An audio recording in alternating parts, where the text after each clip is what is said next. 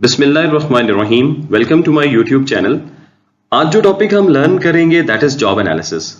अपने इस टॉपिक में हम जानेंगे कि जॉब एनालिसिस का मतलब क्या होता है, इसके दोनों इंपॉर्टेंट कंपोनेंट्स जॉब डिस्क्रिप्शन और जॉब स्पेसिफिकेशन, इन दोनों को समझेंगे। साथ में हम जानेंगे कि जॉब एनालिसिस का पर्पस क्या होता है, ये क्यों किया जाता है। इसके अलावा हम देखेंगे कि जॉब एनालिसिस का प्रोसेस क्या है, और ये तमाम टॉपिक्स हम अपनी आज की इस वीडियो में कवर करेंगे।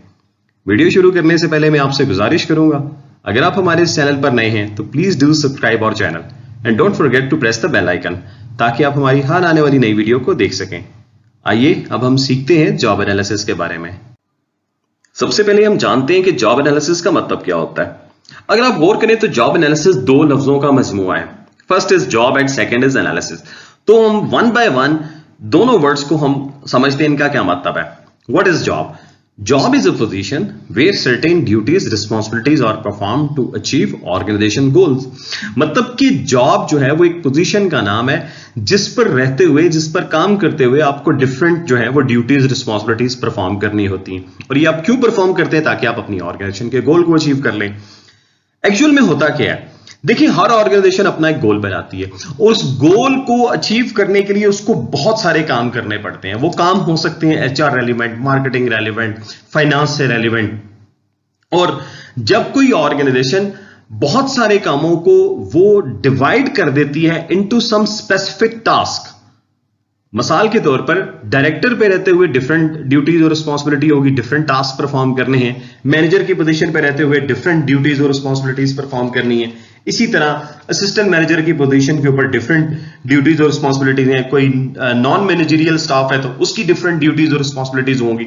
हुआ क्या बेसिकली कि ऑर्गेनाइजेशन ने अपने जो इतने सारे टास्क थे, बहुत ज्यादा जो काम था, उसने उसको डिवाइड कर दिया, मीन स्पेसिफाई कर दिया कि किस पोजीशन पे रहते हुए क्या काम करना है। अब जब हर एक पोजीशन के हवाले से ये स्पेसिफाई कर दिया कि क्या ड्यूटी और रिस्पॉन्सिबिलिटी, क्या टास्क परफॉर्म करने हैं, that is known as job. इसलिए कहा गया कि जॉब इज अ पोजीशन, ये एक पोजीशन का नाम है जिस पर रहते हुए कुछ ना कुछ सर्टेन ड्यूटीज और रिस्पॉन्सिबिलिटीज परफॉर्म करनी होती हैं। और ताकि जब ये ड्यूटीज और रिस्पॉन्सिबिलिटीज परफॉर्म होंगी तो अल्टीमेटली ऑर्गेनाइजेशन का गोल अचीव होगा। अब दूसरा क्या है? एनालिसिस। एनालिसिस का मतलब क्या है कि किसी भी काम की जांच पड़ताल, उसको एवेल्युएट करना, उसको देखना, उसको समझना। अब अगर आप इन दोनों वर्ड्स को क्लब करें, जॉब एनालिसिस, तो इसका मतलब क्या है कि किसी भी पोजीशन की ड्यूटीज और रिस्पॉन्सिबिलिटीज की जांच पड़ताल। मजीद जरा देखते हैं कि जॉब एनालिसिस का मतलब क्या है। It is a process of systematic and detailed examination of job. मतलब क्या है कि जॉब एनालिसिस एक प्रोसेस का नाम है जिसके अंदर आप एक खास तरतीब से, खास तरीके से, देखिए सिस्टमैटिक का मतलब होता है step by step approach, means के खास तरीके से एक जो है मेथड को अडॉप्ट करते हुए आप क्या करते हैं, डिटेल्ड एग्जामिनेशन ऑफ जॉब। आप जॉब के हवाले से, मींस किसी पोजीशन पर रहते हुए जो ड्यूटी और रिस्पॉन्सिबिलिटी परफॉर्म करनी है उसकी डिटेल एग्जामिनेशन करते हैं। और वो कैसी होगी? Collecting information about the duties and responsibilities need to be performed, means कि आप डाटा इकट्ठा करते हैं, इंफॉर्मेशन लेकर आते हैं कि क्या ड्यूटीज और रिस्पॉन्सिबिलिटीज परफॉर्म करनी है। और ना सिर्फ डाटा इकट्ठा करना अबाउट ड्यूटीज एंड रिस्पॉन्सिबिलिटीज, बल्कि determining the knowledge, skills and experience required to carry out a job effectively. और साथ साथ आप ये भी डिफाइन करते हैं, ये भी डिटरमाइन करते हैं कि उन ड्यूटीज और रिस्पॉन्सिबिलिटीज को परफॉर्म करने के लिए क्या नॉलेज चाहिए, क्या स्किल्स रिक्वायर्ड है, क्या एक्सपर्टीज होंगी। तो जॉब एनालिसिस बेसिकली जो है, इसका मतलब क्या हुआ कि जॉब एनालिसिस एक ऐसे प्रोसेस का नाम है जो किसी भी पोजीशन पर रहते हुए उसकी ड्यूटीज और रिस्पॉन्सिबिलिटीज को एग्जामिन करता है। और ना सिर्फ वो ये एग्जामिन करता है कि उस ड्यूटी को जो है कैसे परफॉर्म करना है, लाइक क्या क्या रोल वहां पे परफॉर्म करने होंगे, वो साथ ये भी देखता है कि क्या टूल्स रिक्वायर्ड हैं, क्या इक्विपमेंट्स चाहिए, वर्क कंडीशन क्या होगी, जॉब टाइमिंग क्या होगी। जो है मजीद साथ में ये भी देखा जाता है कि उन ड्यूटीज और रिस्पॉन्सिबिलिटीज को परफॉर्म करने के लिए क्या knowledge, skills, abilities, expertise required है, क्या पर्सनैलिटी ट्रेट होने चाहिए किसी इंडिविजुअल के पास उस जॉब को परफॉर्म करने के लिए। तो ये सब जो है, ये सारी इंफॉर्मेशन इकट्ठी करना, इस सारी इंफॉर्मेशन के बाद फिर आप दो बातें तय कर रहे हैं। क्या कि उस जॉब के हवाले से ड्यूटी और रिस्पॉन्सिबिलिटी क्या होगी, ये तो एक बात होगी। दूसरी बात क्या है, फिर साथ में आपने ये भी डिटरमाइन किया कि उन ड्यूटीज और रिस्पॉन्सिबिलिटीज को परफॉर्म करने के लिए जो भी इंडिविजुअल होगा उसके पास क्या रिक्वायर्ड नॉलेज होना चाहिए, क्या स्किल्स होनी चाहिए, क्या एक्सपीरियंस होना चाहिए। उम्मीद करता हूं कि जॉब एनालिसिस का ये बेसिक कॉन्सेप्ट आपने जरूर अच्छे से समझ लिया होगा। मजीद आगे बढ़ते हैं, देखते हैं इसके कंपोनेंट्स को भी। जॉब एनालिसिस के दो कंपोनेंट्स होते हैं या दो एलिमेंट्स भी कहा जाता है इनको। First one is job description and second is job specification. ये दोनों कंपोनेंट्स बहुत ज्यादा इंपॉर्टेंट है, आपने इनको बहुत अच्छे से समझना है क्योंकि खासतौर पर आप अपनी प्रोफेशनल लाइफ में इन दोनों कंपोनेंट्स के बारे में ना सिर्फ बहुत ज्यादा सुनेंगे बल्कि आप इनको खुद भी डिस्कस कर रहे होंगे। जॉब डिस्क्रिप्शन क्या है? इसमें जॉब के हवाले से बात की जाती है, मींस जॉब की नेचर के हवाले से बात करते हैं, लाइक क्या ड्यूटीज, रिस्पॉन्सिबिलिटीज या क्या सर्टेन टास्क जो है वो परफॉर्म करने होते हैं। वेयरएज जॉब स्पेसिफिकेशन में इंडिविजुअल्स के हवाले से बात की जाती है, मींस कि जो भी पर्टिकुलर जॉब है उसको परफॉर्म करने के लिए एक इंडिविजुअल के लिए क्या क्या रिक्वायरमेंट है, क्या क्वालिफिकेशन चाहिए, क्या स्किल्स हो उसके पास, क्या एक्सपर्टीज हो उसके पास, सो दैट ही और शी में परफॉर्म सच जॉब। तो अब हम वन बाय वन इन दोनों कंपोनेंट्स को जरा डिटेल में डिस्कस करते हैं। सबसे पहले मैं बात करता हूं जॉब डिस्क्रिप्शन के बारे में। डिस्क्रिप्शन का मतलब है डिस्क्राइब करना, यानी कि बयान करना। इस तरह से जॉब डिस्क्रिप्शंस मीन जॉब को डिस्क्राइब करना। It is a written statement of duties and responsibilities of any specified job. Means किसी भी स्पेसिफिक जॉब की क्या ड्यूटीज होती हैं, क्या रिस्पॉन्सिबिलिटीज होती हैं, इन सब की रिटन स्टेटमेंट जॉब डिस्क्रिप्शन कहलाता है। मींस कि जॉब डिस्क्रिप्शन एक ऐसी रिटन स्टेटमेंट है जिसमें किसी पर्टिकुलर पोजीशन पर रहते हुए क्या क्या काम करने हैं, क्या सर्टेन टास्क परफॉर्म करने होते हैं, और ये सब बातें जो है वो एक रिटन फॉर्म में मौजूद होती हैं, यही जॉब डिस्क्रिप्शन कहलाती हैं। मजीद ये कि it states about job titles, duties and responsibilities to be performed, location, required machines, tools, equipments, work environment etcetera. देखिए, अब जो मुकम्मल जॉब डिस्क्रिप्शन है किसी भी पर्टिकुलर जॉब के हवाले से, उसमें बताया जाता है कि जॉब का टाइटल क्या है, like manager finance, marketing manager, assistant manager etcetera. इसी तरह ड्यूटीज और रिस्पॉन्सिबिलिटीज मेंशन होती हैं, जॉब की लोकेशन कि जो ड्यूटीज और रिस्पॉन्सिबिलिटीज परफॉर्म करनी है वो किस जगह पर करनी है, क्या मशीन्स, टूल्स, इक्विपमेंट्स रिक्वायर्ड हैं उस जॉब की ड्यूटीज और रिस्पॉन्सिबिलिटीज को परफॉर्म करने के लिए, क्या फर्दर ट्रेनिंग्स रिक्वायर्ड होंगी। इसी तरह से जॉब का वर्क इन्वायरमेंट क्या होगा। फॉर एग्जाम्पल, अगर किसी मैनेजर के हवाले से कोई जॉब है तो आपको पता है मैनेजर एक ऑफिस में बैठकर वो सारे काम कर रहा है, लेकिन अगर एक जॉब ऐसी है जो वर्कर के हवाले से और वो किसी आयरन फैक्ट्री में काम कर रहा है और उसका ज्यादातर काम जो है वो एक लोहे की भट्टी के पास काम करना है जहां पे एक हाई टेम्परेचर है, तो उसका वर्क एनवायरनमेंट डिफरेंट है as compare to managerial job. तो इस तरह जॉब डिस्क्रिप्शन में बकायदा वर्क एनवायरनमेंट को भी डिफाइन कर दिया जाता है। It focuses on the job, means कि जो जॉब डिस्क्रिप्शन है वो बेसिकली किस चीज के ऊपर फोकस कर रही है, वो नेचर ऑफ जॉब को डिस्क्राइब कर रही है। Further, it is required to prepare job description before a vacancy is advertised because it tells the brief, the nature and type of the job. देखिए, किसी भी ऑर्गेनाइजेशन में वैकेंसी एडवर्टाइजमेंट करने से पहले जॉब डिस्क्रिप्शन रिक्वायर्ड होती है ताकि हमें पता चलता है कि ऑर्गेनाइजेशन में किस किस्म की पोजीशन वेकेंट है और उस पोजीशन की क्या ड्यूटीज और रिस्पॉन्सिबिलिटीज है, ताकि फिर उसी के मुताबिक आप इंडिविजुअल को हायर करें। तो इसका मतलब यह है कि वैकेंसी को एडवर्टाइज करने से पहले जॉब डिस्क्रिप्शन का होना बेहद जरूरी है। नेक्स्ट हम बात करते हैं जॉब स्पेसिफिकेशन के बारे में। अब हम बात करते हैं जॉब स्पेसिफिकेशन की। It is a statement of knowledge, skills and abilities associated with education, training and experience required to successfully perform the job. मतलब कि जॉब जो स्पेसिफिकेशन है ये वो स्टेटमेंट है जिसमें बकायदा बताया जाता है कि किसी भी जॉब को सक्सेसफुली परफॉर्म करने के लिए क्या नॉलेज, स्किल्स या एबिलिटीज रिक्वायर्ड हैं। मींस कि जॉब को परफॉर्म करने वाले इंडिविजुअल की क्या क्वालिफिकेशन होनी चाहिए, क्या ट्रेनिंग उसने हासिल की हो, कितना एक्सपीरियंस होना चाहिए, ये तमाम इंफॉर्मेशन हमें मिलती है from job specification. It also specifies physical, psychological, personal, social and behavioural characteristics etcetera. तो जॉब स्पेसिफिकेशन किसी भी जॉब को इफेक्टिवली परफॉर्म करने के लिए जो इंडिविजुअल के पास required physical, mental, social, psychological and behavioural characteristics होने चाहिए, वो हमें जॉब स्पेसिफिकेशन से पता चलते हैं और ये सब रिटन रिकॉर्ड में बाकायदा मौजूद होता है। फॉर एग्जाम्पल जिस तरह आर्म फोर्सेस की अगर आप एडवर्टाइजमेंट देखें तो उनमें बाकायदा उन्होंने स्पेसिफिकली डिफाइन किया होता है कि क्या हाइट रिक्वायरमेंट है, क्या वेट उनकी रिक्वायरमेंट है। तो अल्टीमेटली जॉब स्पेसिफिकेशन किस चीज के ऊपर फोकस कर रहा है? ये फोकस कर रहा है ऑन पर्सन, मींस कि ये ह्यूमंस को डिस्कस कर रहा है, कि ये बता रहा है बकायदा ये स्टेटमेंट में ये डिफाइन किया जा रहा है कि एक ह्यूमन के पास या एक पर्सन के पास किसी भी जॉब को परफॉर्म करने के लिए क्या रिक्वायर्ड क्वालिफिकेशन, नॉलेज, एबिलिटीज और स्किल्स हो उसके पास। अब आप इस डायग्राम को देखें तो आप कभी भी जॉब एनालिसिस के कॉन्सेप्ट को नहीं भूलेंगे। हमने जितनी भी अब तक की डिस्कशन की, ये डायग्राम उसका बेसिकली क्रक्स है। जॉब एनालिसिस क्या है? जॉब को एग्जामिन करना, और उस एग्जामिनेशन से हमें क्या पता चला? हमें दो बातें पता चली, एक जॉब डिस्क्रिप्शन, दूसरी जॉब स्पेसिफिकेशन। मींस कि जॉब एनालिसिस बेसिकली किसी भी जॉब के हवाले से उसकी जॉब डिस्क्रिप्शन और जॉब स्पेसिफिकेशन को डिटरमाइन करने का नाम है। जॉब डिस्क्रिप्शन क्या चीज है? इसमें अभी हमने जाना कि वो हमें बताती है कि जॉब का टाइटल क्या है, उस जॉब पर रहते हुए क्या ड्यूटीज और रिस्पॉन्सिबिलिटीज परफॉर्म की जाएंगी, क्या वर्किंग आवर्स होंगे, फिर उस जॉब के अकॉर्डिंगली क्या सैलरी मिलेगी, क्या इंसेंटिव्स दिए जाएंगे, वर्किंग कंडीशंस क्या हैं, क्या टूल्स, इक्विपमेंट, मशीन रिक्वायर्ड है उस जॉब को परफॉर्म करने के लिए।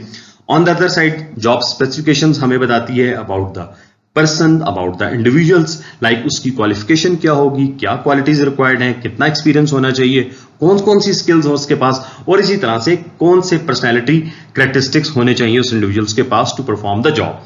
तो ये कॉन्सेप्ट जो है, इस डायग्राम को आपने नहीं भूलना। अगर आपने इसको अच्छे से समझ लिया, और बहुत सिंपल है, दो बातें मैं दोबारा रिपीट कर देता हूं कि जॉब एनालिसिस किसी भी जॉब को एग्जामिन करने का नाम है, और उस एग्जामिनेशन से हमें दो बातें पता चलती हैं। एक जॉब डिस्क्रिप्शन जो कि हमें बताती है कि जॉब के बारे में, दूसरी है जॉब स्पेसिफिकेशन जो हमें इंडिविजुअल्स के बारे में बताती है कि उस जॉब को, उन ड्यूटीज और रिस्पॉन्सिबिलिटीज को परफॉर्म करने के लिए जो इंडिविजुअल्स आपको रिक्वायर्ड है उनके पास क्या नॉलेज, स्किल्स और एबिलिटीज होंगी। आई एम श्योर कि ये कॉन्सेप्ट आप अच्छे से समझ गए होंगे।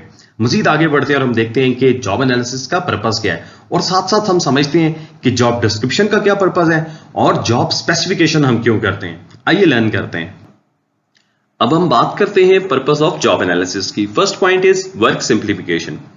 देखिए, मैंने स्टार्ट ऑफ द वीडियो आपको बताया था कि एक ऑर्गेनाइजेशन को अपने गोल्स को अचीव करने के लिए बहुत सारे काम करने पड़ते हैं, और वो काम डिफरेंट डिपार्टमेंट से रेलिवेंट होते हैं। कुछ काम ऐसे होते हैं जो एचआर डिपार्टमेंट से रेलिवेंट हैं, कुछ फाइनेंस के हैं, मार्केटिंग है, एडमिनिस्ट्रेशन है, प्रोडक्शन है। सपोज हम ह्यूमन रिसोर्स डिपार्टमेंट की एग्जांपल लेते हैं, तो एचआर डिपार्टमेंट को बहुत सारे काम करने होते हैं। तो जॉब एनालिसिस के जरिए बहुत सारे कामों को डिवाइड कर दिया जाता है। कैसे भला? मिसाल के तौर पर जो मैनेजर एचआर है उसके पास जो काम होंगे वो बड़े कॉम्प्लिकेटेड होंगे, कॉम्प्लेक्स होंगे। इसी तरह जो बाकी काम हैं वो असिस्टेंट मैनेजर एचआर को दे दिए जाते हैं, जिसके पास फिर मैनेजर एचआर के मुकाबले में लेस कॉम्प्लिकेटेड काम है। इसी तरह जो नेक्स्ट काम है वो उसके ऑफिस असिस्टेंट को दे दिए जाते हैं, जिसके पास इन दोनों जो है मैनेजर एचआर और असिस्टेंट मैनेजर एचआर के मुकाबले में लेस कॉम्प्लिकेटेड काम है। तो हुआ क्या है कि काम तो सारे ही डिपार्टमेंट के हो रहे हैं एचआर के, लेकिन काम जो है वो डिवाइड कर दिए गए हैं पोजीशन टू पोजीशन। तो जॉब एनालिसिस का फायदा यह है कि बहुत सारे कामों को डिवाइड करके हर एक पोजीशन के हवाले से काम जो है वो डिफाइन कर दी जाती हैं through duties and responsibilities. Next is establishment of work standards. अब जब आप हर पोजीशन के हवाले से उसका जॉब एनालिसिस करते हैं तो जॉब जो है डिस्क्रिप्शन में आपको उसकी ड्यूटीज और रिस्पॉन्सिबिलिटीज का पता चलता है। तो अब आप उनको परफॉर्म करने के लिए वही ड्यूटीज और रिस्पॉन्सिबिलिटीज को एज अ परफॉर्मेंस स्टैंडर्ड्स के तौर पर ले लेते हैं, और फिर यही परफॉर्मेंस स्टैंडर्ड्स जो है वो परफॉर्मेंस मेजर्स के लिए इस्तेमाल होते हैं, एम्प्लॉइज की परफॉर्मेंस अप्रेजल के लिए आप यूज करते हैं। Next point is improving the safety of the organisation. अब जॉब एनालिसिस का एक ऑब्जेक्टिव ये भी है कि इसके जरिए आप बकायदा ये डिटरमाइन कर लेते हैं कि कौन सी जॉब सिंपल है या कौन सी जॉब ज्यादा हैजर्डियस है, कौन सी जॉब ज्यादा कॉम्प्लिकेटेड है, कौन सी जॉब में ज्यादा डिसीजन मेकिंग करनी है। फिर इसी तरह आप हर जॉब के हवाले से आप सेफ्टी लेवल को डिटरमाइन कर लेते हैं। तो ये सारी चीजें डिसाइड की जा सकती हैं based on job analysis. Next is support the other HR activities. अब एचआर के दूसरे functions like human resource planning है, रिक्रूटमेंट एंड सिलेक्शन है, ट्रेनिंग एंड डेवलपमेंट है, इन तमाम को भी परफॉर्म करने के लिए जो जॉब एनालिसिस जो है वो बहुत ज्यादा हेल्पफुल होता है। अब नेक्स्ट मैं स्पेसिफिकली बात करता हूं जॉब डिस्क्रिप्शन के हवाले से और जॉब स्पेसिफिकेशन के पर्पसेस क्या हैं। First one is I am talking about purpose of job description.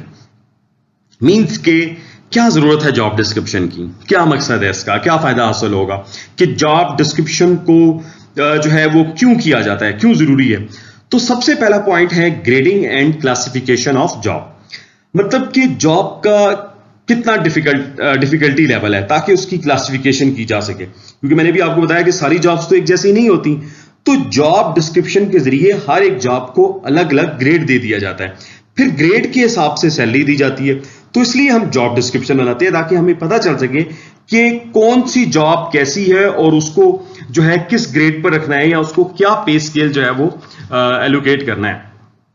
Next is placement, यानी कि जॉब डिस्क्रिप्शन उन के मुताबिक लोगों की जो है आप फिर प्लेसमेंट करते हैं, क्योंकि एचआर डिपार्टमेंट का ये काम होता है कि इंडिविजुअल जो है जिसके पास जिस काम की वर्क स्पेशलाइजेशन है उसको फिर उसी से रेलेवेंट काम दिया जाए।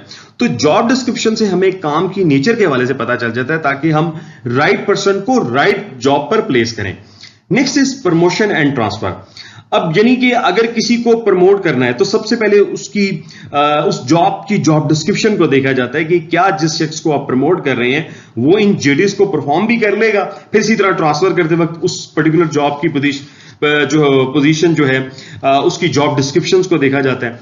Next is developing work standards. अब जैसे कि पहले जिक्र किया है कि जॉब डिस्क्रिप्शंस के जरिए आप बाकायदा वर्क स्टैंडर्ड्स डेवलप करते हैं और फिर इन्हीं वर्क स्टैंडर्ड्स की बेसिस के ऊपर आप एम्प्लॉय की परफॉर्मेंस को वैल्यूएट कर रहे होते हैं। Next point is counselling of employees.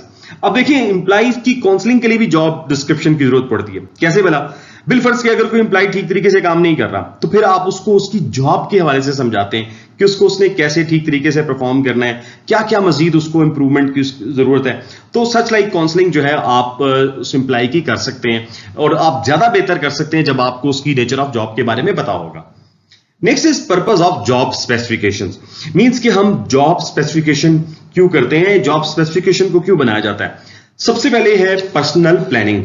अब देखिए अगर कोई ऑर्गेनाइजेशन एचआर प्लानिंग कर रही है तो वो ये देखती है कि किस जॉब के लिए कितने बंदे रिक्वायर्ड हैं और वो क्या क्या काम करेंगे, लेकिन साथ में ये भी जरूरी है कि उस जॉब को परफॉर्म करने के लिए इंडिविजुअल्स के पास क्या रिक्वायर्ड क्वालिफिकेशन होनी चाहिए, कितना तजर्बा हो उनके पास, क्या क्या स्किल्स हैं। सपोज अगर आपको मार्केटिंग में सेल्स स्टाफ की जरूरत है तो आपने ये तो डिफाइन कर लिया कि वो सेल्स स्टाफ क्या ड्यूटीज और रिस्पांसिबिलिटीज परफॉर्म करेगा, तो साथ साथ आपने ये भी डिफाइन करना होता है कि वो सेल्स स्टाफ क्या क्वालिफिकेशन रखे उसके पास। सपोज आपको उनके पास एक इफेक्टिव कम्युनिकेशन स्किल्स की जरूरत है, दे मस्ट हैव अ जो है pleasant personality etcetera.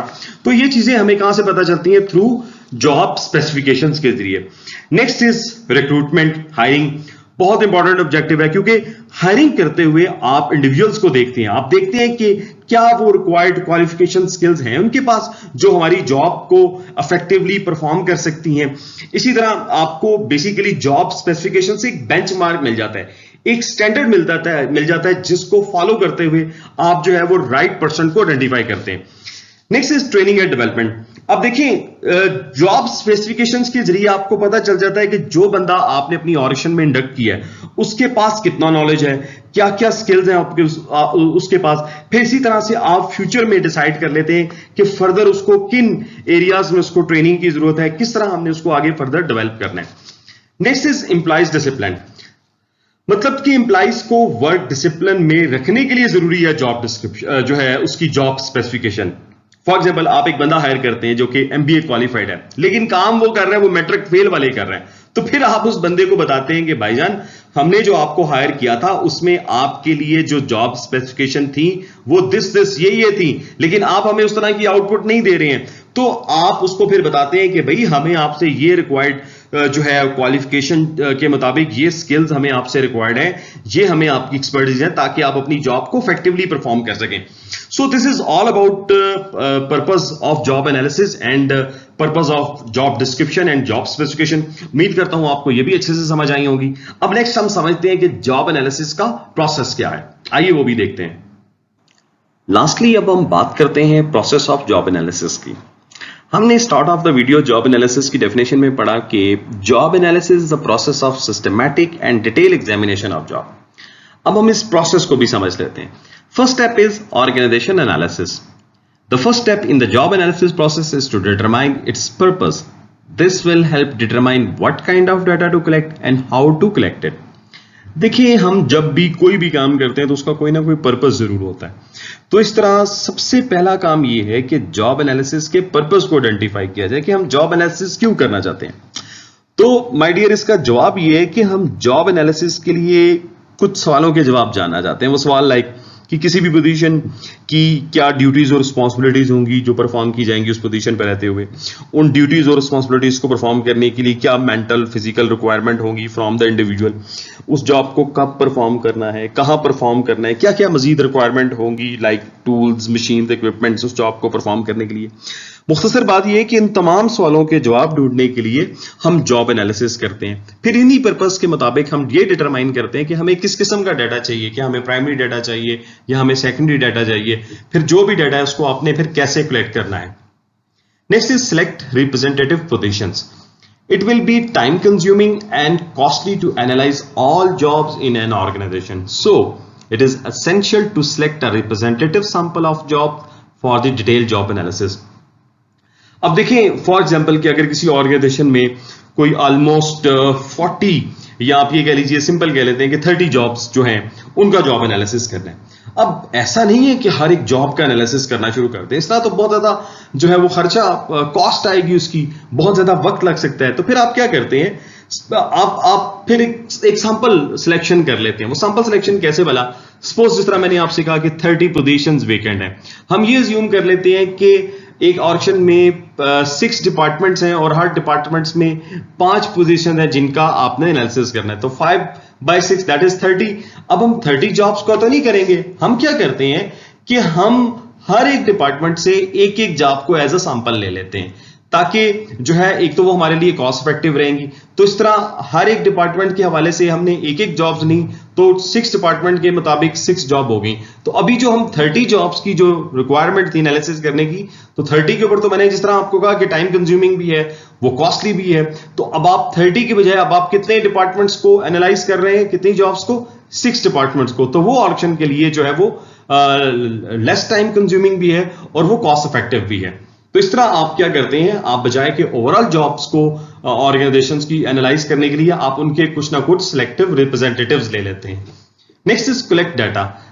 The next step is to collect job related data such as educational qualification, duties, responsibilities, working condition, employee behavior, skills and abilities.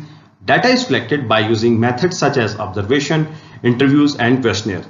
अब देखिए, आप data जो है इकट्ठा करते हैं जिसमें बकायदा आप ये देखते हैं कि क्या क्वालिफिकेशन होंगी, क्या ड्यूटीज और रिस्पॉन्सिबिलिटीज परफॉर्म की जा सकती हैं किसी भी पर्टिकुलर पोजीशन के ऊपर, वर्किंग कंडीशन, एम्प्लॉय बिहेवियर, क्या स्किल्स होंगी उसके पास। तो ये सारा डाटा जो है वो आप कलेक्ट कर सकते हैं थ्रू ऑब्जर्वेशंस या इंटरव्यू करके या फिर कोई एक वेल स्ट्रक्चर्ड क्वेश्चनर बना के।